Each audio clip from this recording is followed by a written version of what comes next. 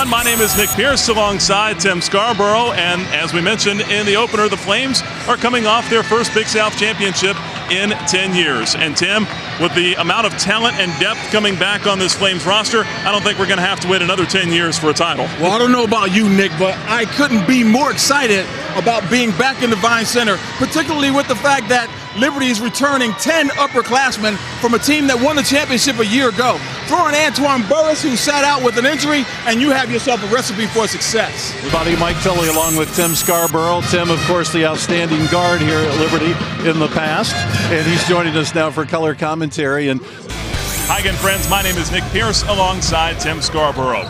Flames coming off a very disappointing setback on Saturday to UNC Asheville. You're right, Nick. This is a very befuddling Liberty team, a team that you're really not sure which direction they're going to go. My name is Nick Pierce alongside Tim Scarborough. And Tim, coming into tonight, the Flames looking to make it back-to-back victories after an impressive showing against Howard. Yeah, you know, Liberty's really turned things around, and it's a direct result of the play of Antoine Burris. He has been dynamite at both ends. Coming off of 27 points last Saturday against Austin Peay. He had 16 points the other night in the Howard win. He has been terrific, and hey, he's a shot blocker too at only 6'6", second in Big South history for Liberty in shot blocks, which is quite an amazing stat. How about the chicken wing left hand to discard Farrar and then put it in? A great job of not getting called for an offensive foul. He did it just enough to extract his hand. Great job of stepping through and pushing off just a little bit to get himself free. And then this Reddick circuit to circuit and the foul.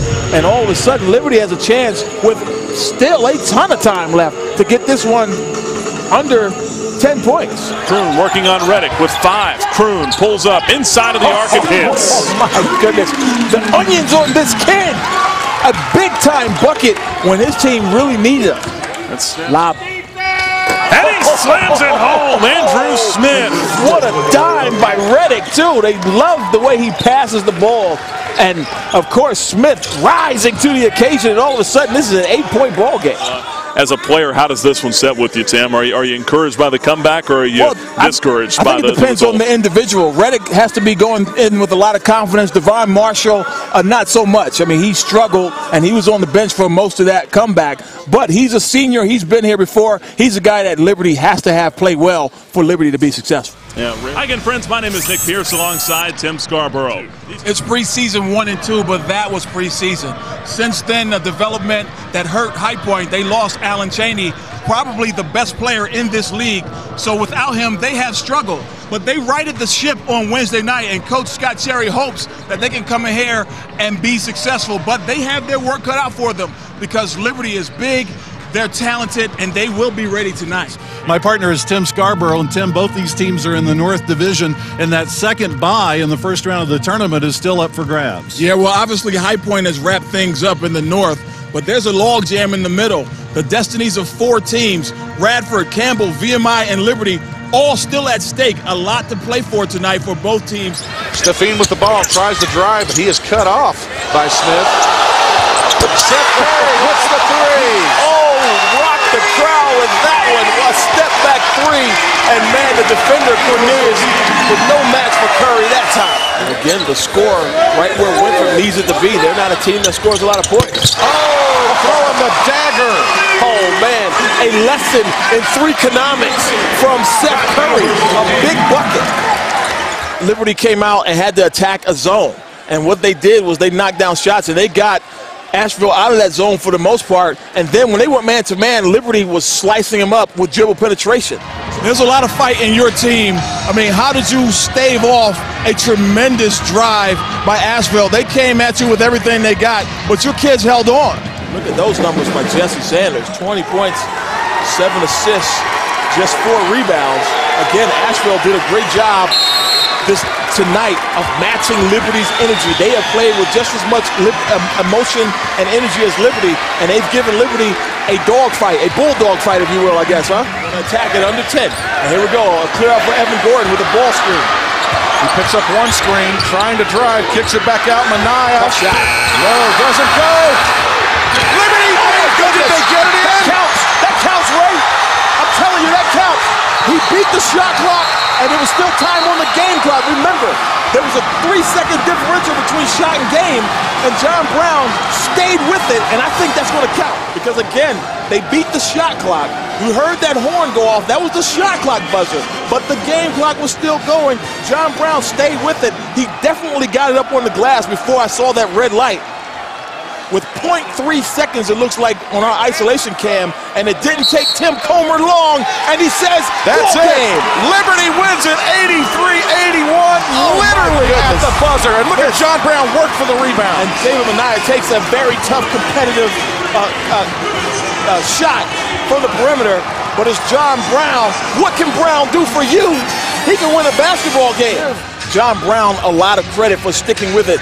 When he heard that buzzer, he could have easily just given up on the play, but we saw the drive that he has, the Energizer Bunny. He went to the basket, got the rebound just in the nick of time, and Liberty survives a very good Asheville team. And we talked about them being dangerous. That's a dangerous team. That's a team you don't want to play in the Big South tournament. Porter rips the rebound away from Alton. This is where TJ is absolute dynamite. Oh, my! Wow. Did you call that one the assist going up to Smith, and Smith slamming it home? Absolutely nasty finish by Smith, but again, the delivery by TJ Bannister. McKay was actually complaining a little bit at halftime about the physical play of Winthrop. Did he make adjustments for you at halftime? What did he say in the locker room? You know, he was just saying, you know, don't get caught up in it. Quick question. Now, you play with a lot of spotlight with Seth Curry being in the program. You guys are very young, but you seem to handle the pressure well. What does it take for you guys to continue to handle that pressure and make a good finish here in the late going? We'll take a look at the cleanup of the loose change around the bucket. Some people say the bank is open, but Smith prefers direct deposit. Well, yours. Yeah, Tavares speaks, the only senior in uniform as Antoine Burris redshirting with the injury, and he has really stepped up his offensive productivity. 17 of the last 18 games, and now 18 of 19 in double figures. He's already got double figures this evening, and he has done a great job of stepping up in a leadership role, and he and John Caleb Sanders, as you see there, really starting to gel. I expect the Liberty Flames to be really tough, a tough out next week, due in part to the play of Tavares Speed. And then Madison with the steal, a fortuitous bounce on his part, and he's able to finish. And then Prince Okoro partying like it's 1999 with the floater in the paint. But Liberty got it going early as well. Tomas Giello was terrific off the dribble, and he was also knocking down spot-up threes as well. And then Devon Marshall knocked down a few from the perimeter. You see the range that the young fella has. And then Antoine Burris inside, no match for most of the night as he